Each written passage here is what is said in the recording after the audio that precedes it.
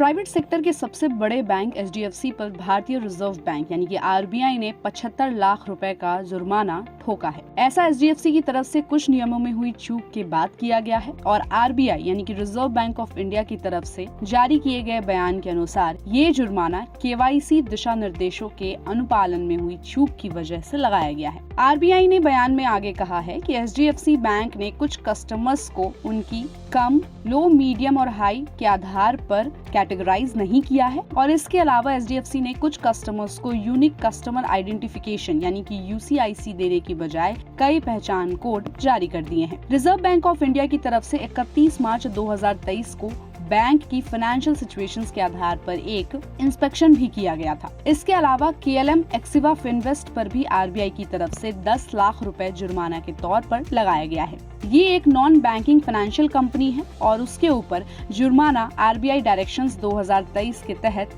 Related नियमों के पालन न करने की वजह से किया गया है। रिजर्व बैंक ऑफ इंडिया ने अपने बयान में बताया कि केएलएम एक्सिवा फिनवेस्ट ने फाइनेंशियल ईयर 2023-24 के लिए प्रॉफिट ऐलान किया। फाइनेंशियल ईयर में मिनिमम आवश्यकताओं को भी पूरी नहीं कर पाई थी। इस तरह से पंजाब एंड सिंध बैंक पर 68,20,000 रुपए का जुर्माना लगाया गया है। इसने बैंकों में बड़े शेयर्ड रिस्क के लिए बनाई जाने वाली एक सेंट्रलाइज्ड रिपोजिटरी को बनाने, बैंकिंग सेवाओं तक सबकी पहुंच और बुनियादी बचत बैंक सेविंग अकाउंट से जुड़े नियमों का सही पालन नहीं किया है। आरबीआई बैंकिंग सिस्टम के लिए एक रेगुलेटरी के तौर पर काम करते हैं और बैंकिंग गाइडलाइंस का पालन कराने की जिम्मेदारी आरबीआई की ही होती है। हालांकि बैंकों पर आरबीआई की तरफ से लगाए गए इस जुर्माने से कस्टमर्स की सेवाओं पर किसी भी तरह का कोई असर नहीं होगा।